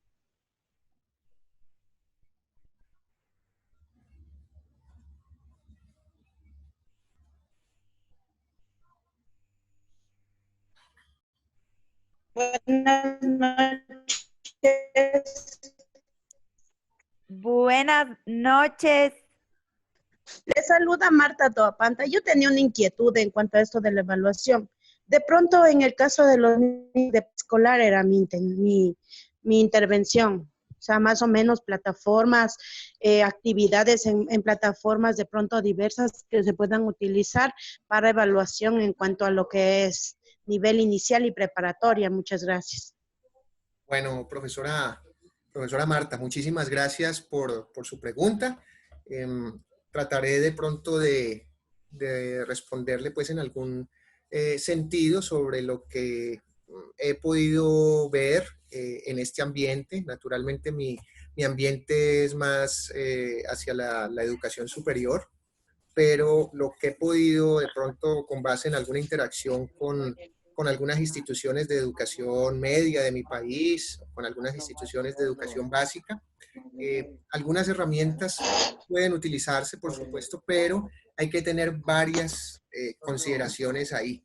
Y uno es precisamente los modelos educativos alternos. Yo no sé si en Ecuador exista un movimiento de tal naturaleza, pero acá, por ejemplo, a nivel del ministerio, nosotros tenemos unos enfoques que son modelos educativos flexibles o modelos educativos alternos, en los cuales, dependiendo del contexto de cada institución, sabemos, por ejemplo, que acá en Colombia muchos de estos sectores ocurren en la ruralidad. Entonces hay unos modelos que son muy característicos de ese tipo de procesos de enseñanza-aprendizaje desde la ruralidad, y que de esa manera pueden desarrollar ciertas habilidades y ciertas competencias. Si a nivel de herramienta yo le pudiera hacer una sugerencia dentro de esas que yo mostré al final, a nivel de herramienta ya puntual, sobre todo la primera o la segunda, Kahoot, son herramientas que sirven para temas de cuestionarios muy sencillos, muy atractivos, pero también en términos de imágenes, de reconocimiento, dependerá también de la asignatura, ¿cierto? Por ejemplo, para aspectos de matemáticas también pueden funcionar muy bien, para matemáticas, para lenguaje, no tanto para temas de interacción, sobre todo en los niños, cuando tienen que hacer pues dinámicas de ejercicio, de motricidad, todo esto, habrá que buscar otras herramientas, pero sobre todo en el campo de matemáticas y lenguaje, estas herramientas pueden funcionar bien, pero a través, por supuesto, de poderlo interiorizar desde más de imágenes que otro tipo de cosas. Sobre todo, yo quiero resaltar en la posibilidad de poder tener en la institución un modelo educativo flexible, un modelo educativo que tenga en cuenta las consideraciones de cada institución, porque de otra manera es muy difícil poder trasladar un modelo de un entorno a otro. Entonces, naturalmente, dentro de esas herramientas, yo le recomendaría a la profesora Marta que pudiera estructurar algo a través de la primera o la segunda, el verso, el Kahoot, son herramientas que facilitan esa interacción. Perfecto. En este momento vamos a dar paso, por favor, a Darío Calle. Ya tenemos contacto con Darío. Por favor, si es que puede encender su micrófono para realizar su pregunta.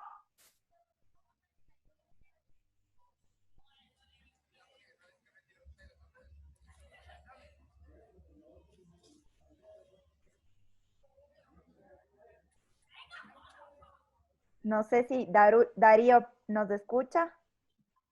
De lo contrario, damos paso al siguiente participante. Juan Pablo Martínez, por favor.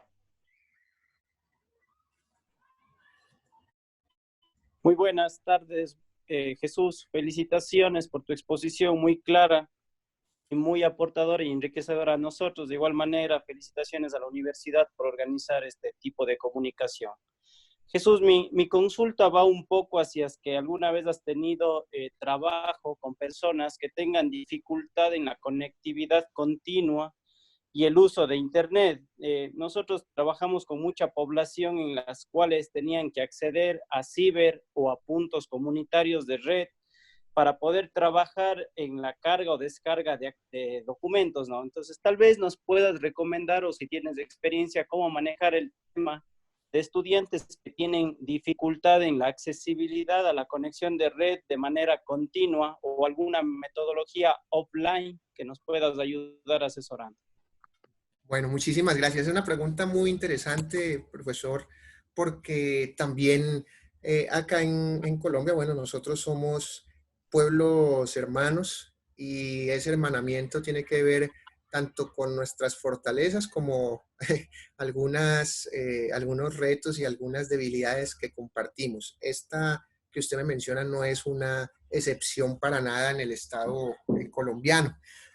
Nosotros, por ejemplo, es una discusión muy fuerte que se está presentando en este momento a nivel del Ministerio de Educación, sobre todo por poder garantizar que las personas que normalmente no tienen acceso incluso a computadores, ni siquiera es una cuestión del Internet. Imagínense, hay algunas poblaciones en Colombia, sobre todo que no tienen acceso a ni siquiera a los computadores. Entonces, digamos que eso por un lado hace bastante característico y bastante interesante este reto, y también el otro que tiene que ver añadiéndole, o sea, voy a hacer un poquito, voy a poner un poquito más el dedo en la llaga, además del que usted ha puesto, quiero poner más el dedo en la llaga porque, por ejemplo, nosotros somos muy dados también a traer enfoques o modelos foráneos sin hacerle una debida traducción.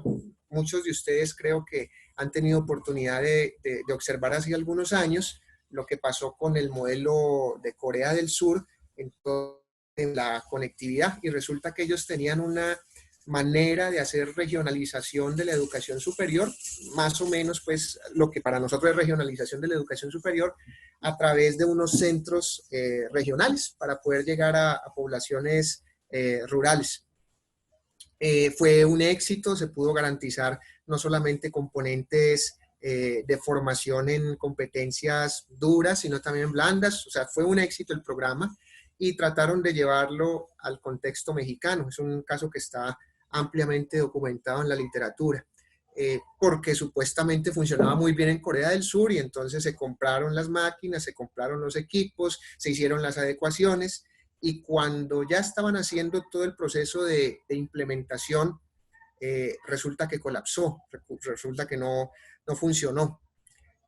Cuando miraban cuál fue la variable, si de pronto era capacitación del personal, capacitación de los profesores, capacitación de los estudiantes, qué era lo que pasaba, resulta que la topografía, la topografía de Corea del Sur no era como la topografía mexicana. Es decir, casi como la nuestra, la de Colombia, la de Ecuador, que nosotros tenemos muchas montañas, muchas formaciones. Ecuador tiene volcanes, montañas, buenas formaciones montañosas, la cordillera de los Andes, bueno.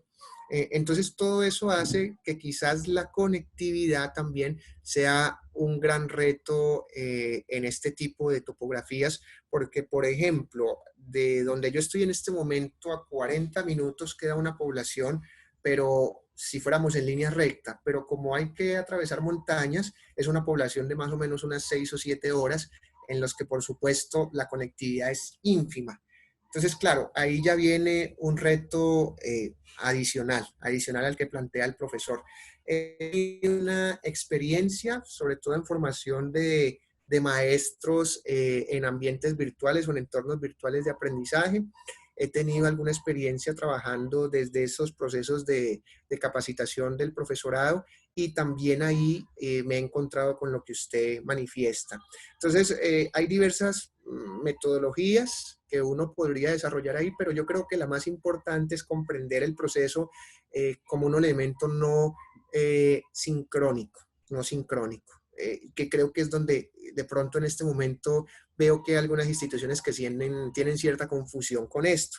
Entonces, entenderlo de manera sincrónico implica que los estudiantes tengan que conectarse en un mismo momento a recibir su clase, a recibir su curso, a las evaluaciones, a todo, lo que se vuelve bastante improcedente, tanto si hay un recurso limitado en la misma vivienda del estudiante, como si no lo tiene, si tiene que conectarse o si tiene que verlo por otro medio. Entonces, la primera recomendación que yo daba en su momento, y que de esa manera pues lo hemos podido ir desarrollando, es poder entender la educación virtual como lo que es. Es una educación virtual que tiene algunos componentes de trabajo sincrónico, pero que también tiene unos componentes de trabajo asincrónico. Y lo otro, también poder evidenciar algunas herramientas alternas. En el gobierno, por ejemplo, se está dando instrucciones a los profesores, sobre todo los de educación escolar, básica, secundaria y media, de poder hacer algún tipo de intervenciones vía WhatsApp o vía los dispositivos móviles. Por supuesto, hay personas, hay jóvenes que no van a tener un dispositivo móvil, pero de todas maneras se disminuye la probabilidad. Entonces hay varias herramientas. No volverlo sincrónico, sino asincrónico, es decir, entender la virtualidad, poder hacerlo a través de plataformas como en este caso de tipo de celular, de tipo pues más cercana a los estudiantes, que se puedan brindar las clases por acá y que también existan algunos repositorios, entendiendo que la virtualidad no tiene que ver única y exclusivamente con esos repositorios, pero sí repositorios de información que los estudiantes puedan ir consultando de cierta manera. Por supuesto, esto requiere, ya cuando es un problema a nivel o una situación a nivel estatal, ciertas inversiones del Estado, sobre todo para poder garantizar esos sitios o como en un diseño de ingeniería, como esa plataforma cross-docking donde van a ir los estudiantes a recibir sus asignaturas o hacer sobre todo los trabajos. Entonces, por eso es importante garantizar la idoneidad tanto de los aprendizajes, del despliegue, como de las actividades que nosotros estamos haciendo, que nosotros estamos desarrollando como profesores. Actividades, por ejemplo, como aprendizaje auténtico, como evaluación auténtica. Entonces, que lo puedan hacer los mismos estudiantes de su entorno, con unas instrucciones, por supuesto, con unos lineamientos claramente establecidos, pero que no sea necesario que pasen tanto tiempo en el mismo computador, sino que puedan llevar todos unos protocolos, todos unos diarios de campo para poder desarrollar experimentación, para poder desarrollar las mismas prácticas en el entorno en el cual estén, de esa manera no tener tanto centro desde la educación virtual como un elemento que depende única y exclusivamente de un computador, que yo creo que ahí es donde puede existir un amplio campo de trabajo aún en términos de educación virtual. Entender que la educación virtual se acompaña de un dispositivo, como en este caso un computador, pero que no es lo único para poder desarrollar una educación virtual o no es el único elemento importante a la hora de desarrollar una educación virtual. Perfecto, en este momento damos paso, por favor, a Marjorie Gómez Serrano.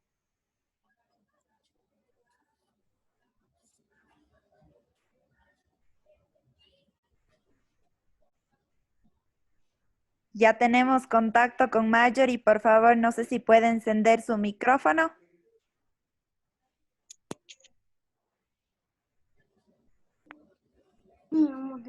Hola, buenas noches. Buenas noches. Sí, primero felicitando a Jesús, muy excelente, me parece que fue muy claro en todo.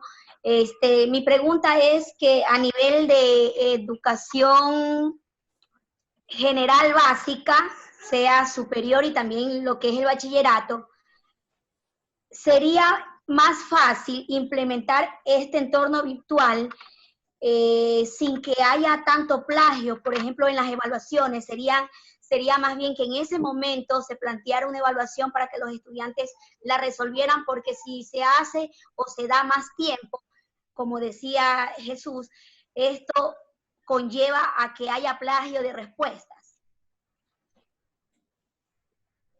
Sí, evidentemente, profesora, muchas gracias también por la interesante pregunta. Es todo un reto. La verdad, cuando yo hablo de estos temas de plagio, es un gran reto que tenemos como instituciones, y usted bien lo planteaba, tanto en educación superior como en básica, como en primaria, como en secundaria.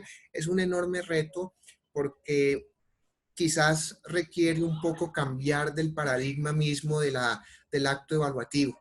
Si, como mencionábamos hace un rato, si el enfoque es transmisionista, tanto en la enseñanza-aprendizaje y naturalmente en la evaluación, la probabilidad de plagio se incrementará naturalmente. Pero si estamos centrándonos desde una perspectiva del aprendizaje a través de la experiencia, si estamos centrándonos en un aprendizaje auténtico, si estamos desarrollando unos esquemas evaluativos que naturalmente tienen un poco más es un poco más dispendioso.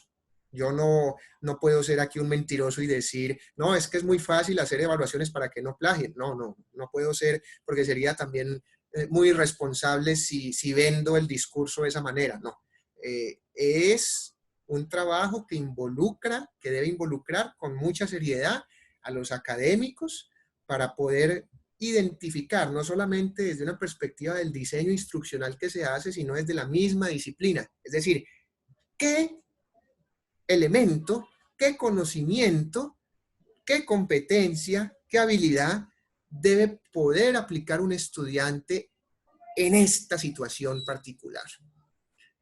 Por supuesto, no estoy yendo a mencionar que tiene que ser una evaluación personalizada, porque ya nos ponen en un estadio casi paranoico de la evaluación, pero sí que la evaluación que se hace de las características o de todas las herramientas para que un estudiante pueda enfrentarse a una problemática y que pueda resolver de acuerdo con sus mismas percepciones, limitaciones.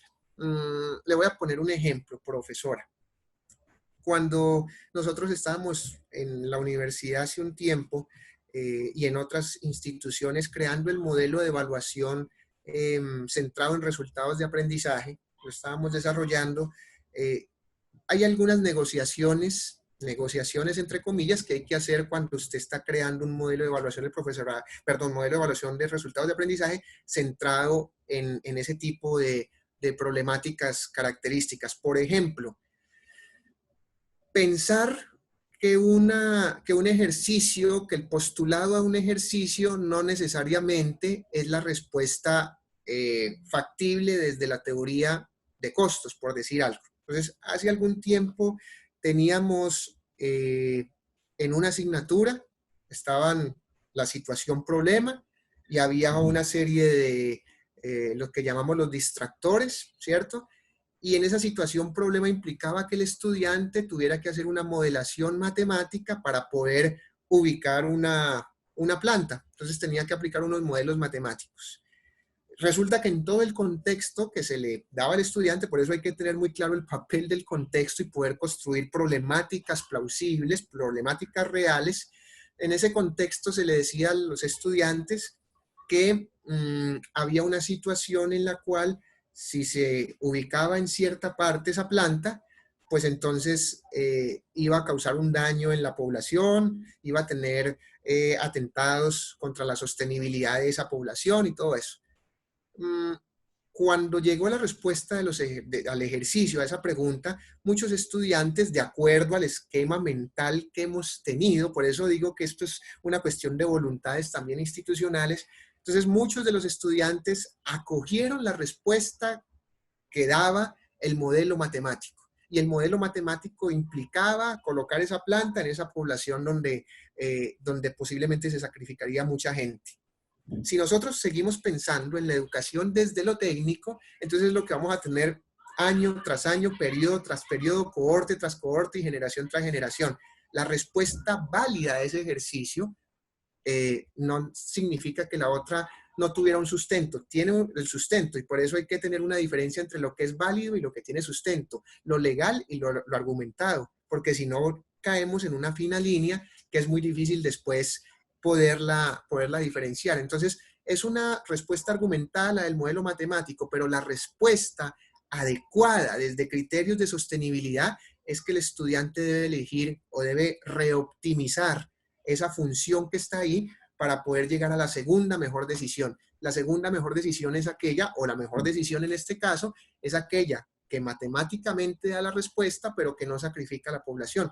Es muy difícil de entender en el ambiente porque primero hay que enseñar y trabajar con los estudiantes, cualificar a los estudiantes para poder responder de esa manera, pero también a nosotros como profesores, aprender, reaprender, desaprender, para que no sigamos de cierta manera incurriendo en ciertas prácticas. Entonces, por ejemplo, la minimización de los costos en la función objetivo económico nos da que la minimización de los costos es la mejor solución.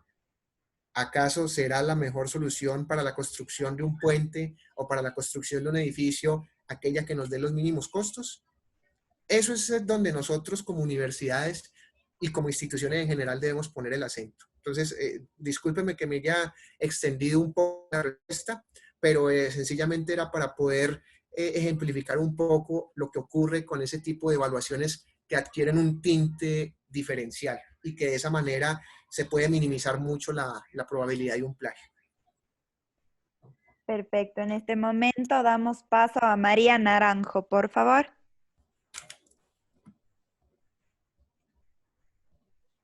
Buenas noches, ingeniero. Buenas noches, profesora. Pensé que no me escuchaba. Ok. Gracias por su aporte a la gestión que realizamos los docentes aquí en Guayaquil. Mi pregunta va orientada, yo soy profesora de matemáticas en el Tecnológico Guayaquil, y hay muchos problemas con el asunto de las matemáticas en el instituto.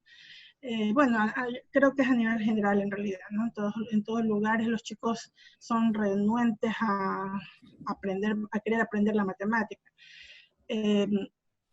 Mi pregunta es, ¿hay alguna manera de provocar ese acercamiento a los chicos justamente con estas herramientas virtuales? ¿Hay alguna herramienta especial? Y aparte también estaba pensando un poco ahora que está justamente la moda virtual, pero cuando se la hace realmente virtual como debe de ser, esta cuestión de los mundos virtuales como el Second Life u otros mundos virtuales, ¿de qué manera se podrían aplicar en las matemáticas? Bueno, interesante, muy interesante su pregunta, profesora. Evidentemente, hay muchas herramientas. Digamos que siempre va a depender también de la capacidad que tengamos nosotros como profesores para irlas integrando. Pero, por ejemplo, desde herramientas pensadas educativamente, desde una mirada educativa, como aquellas que de pronto no tanto. Entonces, usted lo mencionaba hace un rato con el tema de Second Life. Evidentemente, si nosotros tuviéramos todo un diseño en el cual, y de hecho así ha ocurrido, y conozco algunas experiencias que después también les puedo suministrar en el correo de la universidad para que las puedan distribuir. Hay algunas experiencias que, claro, si tú diseñas o si usted diseña una actividad evaluativa auténtica, lo puede hacer a través de estas herramientas, pero también entender, y siempre yo resalto esto, es la complementariedad de los enfoques. Hablando de la matemática específicamente, hemos entendido como antagónica en algún sentido, y durante muchos años la matemática, quizás de algunas ciencias o de algunos campos como la filosofía, y lo que yo quiero llamar la atención es precisamente a esto, a la complejidad que hay en los campos de conocimiento, en la complejidad y en la complementariedad. Entonces no hay nada más cercano a un matemático que a un filósofo, y no hay nada más cercano en la teoría argumentativa. Por ejemplo, cuando un estudiante está estudiando teoría de la argumentación en una universidad, en un curso de semiótica, esas falacias en la argumentación que uno, por ejemplo, incurre cuando hace, qué sé yo, una generalización apresurada, o llega a una falacia ad hominem, o estas falacias que ocurren en la teoría de la argumentación, son falacias también matemáticas, ¿cierto? Entonces, por ejemplo, cuando hablamos de la generalización apresurada, cuando hablamos de la indeterminación, yo tengo algunos ejemplos sobre la documentación del fenómeno de la indeterminación. Estos elementos son elementos complementarios. Entonces, para mí, más allá de entender alguna herramienta específica, es nosotros como profesores, cuál es el aprendizaje que queremos fomentar en los estudiantes. Y yo le diría, en términos de alguna herramienta, pueden ser hasta de los mismos juegos que normalmente los estudiantes pueden tener en una plataforma como esta. Mira, entonces hay aplicativos acá que, por ejemplo, son juegos de contabilidad, juegos de estrategia, juegos de empresas, juegos de emprendimiento, en los cuales, claro, ¿qué va a requerir? Que el profesor se sumerja en ese mundo para que desde esas mismas variables que son del contexto del estudiante lo pueda hacer. Hace algunos años había un jueguito sobre la plataforma móvil, que era este famoso jueguito de la granjita. Entonces, en ese juego de la granjita, pues el usuario, la persona que estaba ahí, tenía que optimizar las cosechas, los sembríos, esto duraba tantas horas, esto duraba tantas otras. Entonces, sería aconsejable también en ese caso colocar algunos retos matemáticos, por ejemplo, de técnicas de conteo, de probabilidad, de producción, pero ¿qué requiere? Y ahí es donde voy a lo que precisamente tú estabas mencionando, profesora, y es la habilidad para poder que el profesor navegue en ese mundo y pueda interpretar qué provecho le puede sacar a esa situación. También en el caso de las necesidades especiales, aprovecho esta pregunta que tú me haces para enfocarlo también desde la perspectiva de las necesidades especiales de alguna población y cómo poder desarrollar estos procesos de medición y de evaluación para algunas personas que tienen algunas necesidades especiales. Entonces, ¿qué es lo importante en mi concepto? Poder desarrollar herramientas o poder adquirir herramientas que estén acordes con estas necesidades o con estas poblaciones que lo requieren, como por ejemplo personas con limitaciones auditivas. Entonces, claro, sobre las mismas plataformas hay estas herramientas, con limitaciones visuales hay este tipo de herramientas. Claro, los protocolos que hay que utilizar aquí, más allá de la educación, por ejemplo, meramente virtual, son unos protocolos también que tienen que ver con el hardware que se utiliza. Entonces, el hardware que permita que el teclado esté adaptado para personas con ciertas limitaciones, la realidad virtual como elemento también que puede colaborar. Nosotros hemos desarrollado, por ejemplo, y creo que la Católica también, plataformas ya para poder enseñar de manera virtual y de esta manera poder subsanar algunas limitaciones o deficiencias auditivas, visuales, de algunos déficits de atención también. Hay maneras de integrar, pero requiere ciertos campos de estudio. Por ejemplo, ya se están tratando en algunas instituciones enfermedades o situaciones de carácter psicológico a través de realidad virtual. Y eso lo estamos haciendo con la colaboración de psicólogos, de diseñadores instruccionales, de ingenieros de sistemas. Es decir, vuelvo y casi que me remonto a lo mismo de lo que estaba hablando al inicio de la intervención. Hay que entender los campos de conocimiento desde una medida transversal, desde una medida holística, desde una medida integradora, porque de esa manera entonces podemos generar esas aproximaciones. Entonces los tratamientos, por ejemplo, de depresión, de ansiedad, cuadros de dificultad o de déficit de atención, todo esto ya se pueden en este momento, digamos que tratar y algunos de ellos subsanar en la medida que se puedan tener herramientas virtuales que lo permitan hacer. Yo tengo algunos casos documentados de ellos, si quieren se los puedo enviar después, luego también, en los cuales son esas interacciones entre las disciplinas las que hacen que se tenga una mayor profundidad en la solución, pero evidentemente ya existe tanto aplicativos virtuales, tanto herramientas, hardware también que sirve para poder desarrollar esa función. Y ya rematando un poco la pregunta en el campo de la matemática, yo recomendaría, si de ser innovador nosotros podemos desarrollar alguna aproximación, yo diría la que le estaba acabando de mencionar, profesora, y es poder a través de los videojuegos, a través de estos aplicativos, poder casi que sumergirnos e investigar qué variables matemáticas, qué variables de orden social, qué variables de orden hasta antropológico pueden existir en estos juegos para que los estudiantes también, mientras pueden desarrollar su práctica en determinados videojuegos, puedan ir aprendiendo matemáticas y también naturalmente otros campos que nosotros sabemos que representan un reto y que para nuestras instituciones naturalmente es casi que un dolor de cabeza. Pero si nosotros insistimos y el profesorado lo podemos abrigar, cualificar en utilizar esta serie de recursos, va a ser una estrategia muy importante, va a ser una estrategia adecuada y, por ejemplo, no estaríamos lejos de aplicar algunas herramientas como lo han hecho en países como Finlandia, Suecia, lo mismo en Noruega, sobre aprendizaje a través de los videojuegos. Listo, en este momento vamos a ir ya con las últimas preguntas. Vamos a dar paso al ingeniero Pablo Pérez, por favor.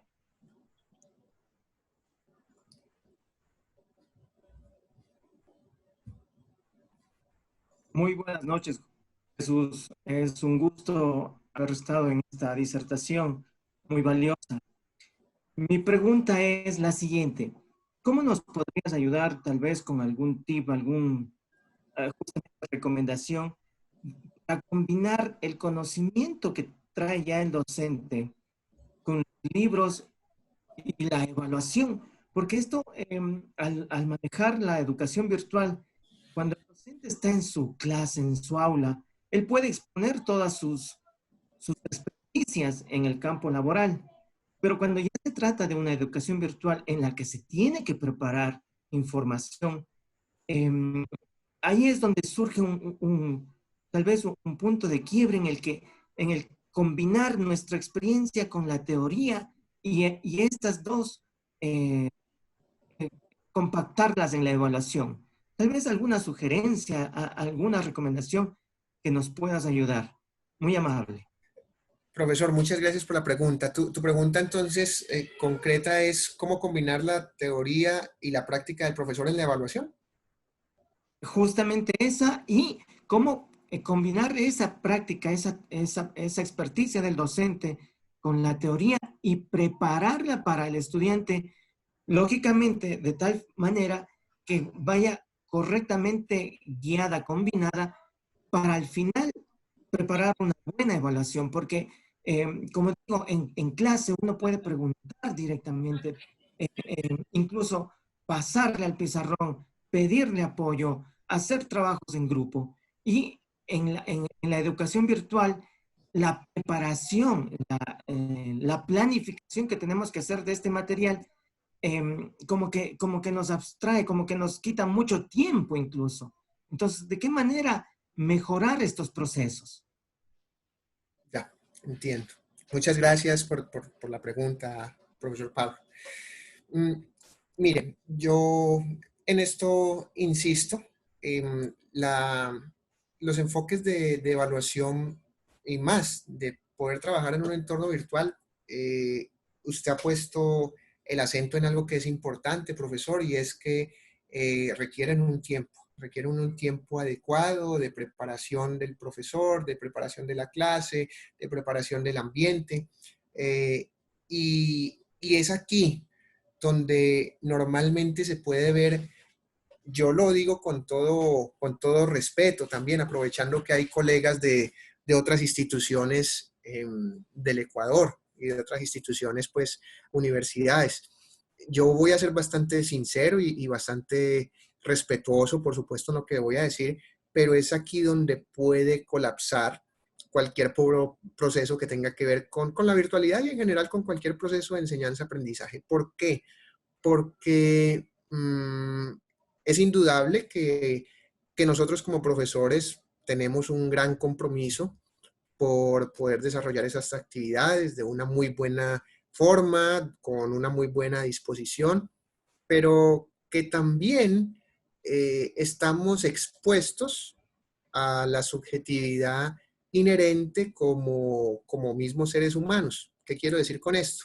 Que en algún momento puede llegar el cansancio, que en algún momento puede llegar la fatiga, que en algún momento puede llegar el estrés, que en algún momento puede llegar la desazón o la incertidumbre con respecto a cada una de las situaciones que se están viviendo, incluso en el entorno actual.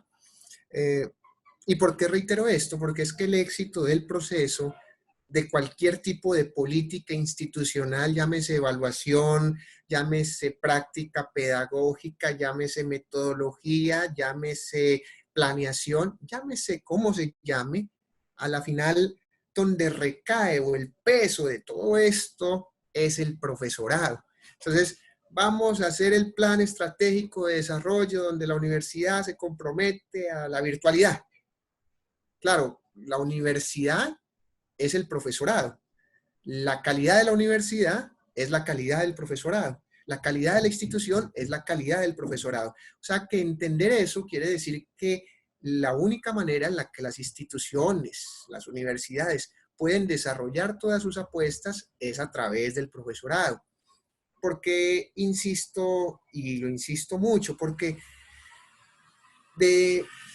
dependiendo del enfoque, dependiendo de la dedicación, pero también dependiendo de las herramientas que tenga y que quiera aprender el profesor, pues de eso depende el éxito del proceso. Entonces ya puntualmente yo le diría al profesor, además de la evaluación, la pregunta se debe concentrar también en el mismo proceso de enseñanza-aprendizaje, porque no es un asunto, y reitero esto, siendo totalmente responsable, que dependa de la evaluación. Aquí la pregunta de fondo es, ¿cómo estamos nosotros enseñando desde la virtualidad? ¿Cómo estamos nosotros desarrollando ese proceso de enseñanza, aprendizaje desde la virtualidad? Porque el asunto de la evaluación, es decir, lo resolvemos a través del mecanismo, de la herramienta. He mostrado en la presentación algunas herramientas que para hacer un cuestionario sirven, que para hacer un foro de discusión sirven. Cualquiera de esas hacen los cuestionarios. Cualquiera de esas es multirespuesta. Cualquiera de esas hace el análisis cualitativo. Cualquiera de esas que he mostrado. Ahora bien, garantiza esta evaluación que se adquieran las competencias necesarias de los estudiantes si no se ha hecho una enseñanza centrada en un entorno virtual. Yo diría que difícilmente.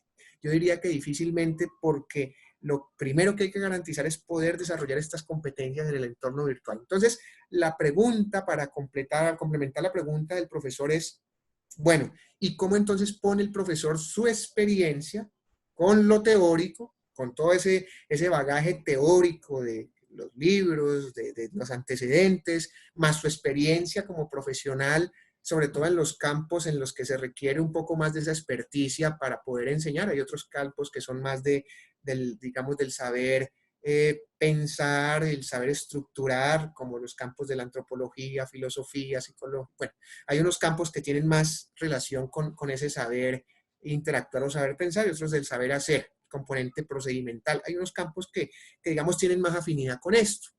Entonces, este tipo de profesores, y entiendo que la pregunta que me hace el profesor es porque de pronto se circunscribe a este tipo de campos, ¿cómo poder capitalizar la experiencia del profesor a través de lo teórico que existe en los textos? Y a mi parecer hay unas herramientas muy importantes que se pueden desarrollar y que lo podemos tener, por ejemplo, el tema de los portafolios docentes, el tema de poder tener todo el repositorio, pero no un repositorio, sino aplicar gestión del conocimiento. ¿Qué quiero decir con gestión del conocimiento? En la teoría de gestión del conocimiento están los datos, ¿cierto? Cómo analizar esos datos es la información, y ya la información para la toma de decisiones se convierte en conocimiento. Eso precisamente es lo que nosotros deberíamos hacer como profesores, hacer una gestión del conocimiento. Es decir, información, poderla utilizar de manera para la toma de decisiones y para poder desarrollar procesos docentes continuos, coherentes. Por ejemplo, a nivel de portafolios docentes, entonces poder documentar algunas experiencias en estudios de casos, a través de estos casos entonces hacer unos foros de discusión sobre el mismo caso, poder interactuar con los estudiantes, poder conjugar ese saber del profesor a través de unos mapas conceptuales. Cuando hablaba yo de la contrastación entre los mapas conceptuales del profesor y los mapas conceptuales del estudiante, es precisamente eso también, poder interactuar entre ambos mapas conceptuales y saber, bueno, esto corresponde a la experiencia del profesor. Voy a plasmar un enfoque que tiene que ver con los textos, con los saberes, pero también con el saber hacer que ha desarrollado el profesor a través de una herramienta como el mapa conceptual. Y a través de ese mapa conceptual, entonces voy a poner a reflexionar a los estudiantes cómo poder complementar, rebatir, exponer, argumentar ese mapa conceptual. Es una herramienta que se aplica muy bien para la formación en línea y que involucra esos dos elementos que usted ha mencionado. Formación del profesor a través de todo el componente académico, pero también formación del profesor a través de un componente empresarial. Perfecto, en honor al tiempo, vamos a dar ya paso al cierre de este webinario. No sé, ingeniero Gabalán, si tiene algunas palabras antes del cierre, por favor. Agradecer a la Universidad Católica de Cuenca por esta invitación, al señor rector, a los señores vicerrectores, a la jefatura de docencia, por esta oportunidad una vez más que me dan de interactuar con esta gran comunidad, agradecerle a los profesores asistentes, a las profesoras. Ha sido un espacio verdaderamente importante y quiero de esta manera cerrar, de esta manera decirles que el componente o que estos elementos de evaluación suelen ser bastante atemorizantes, por así llamarlos, tanto para profesores como para los estudiantes.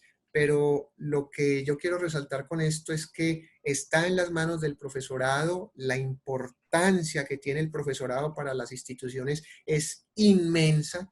Que sigamos haciendo un trabajo con corazón, con pasión, con bastante entrega, con compromiso, que eso es lo que es la fiel representación de lo que somos como profesores. Entonces, muchísimas gracias por esta invitación y muchos éxitos también en cada una de sus gestiones.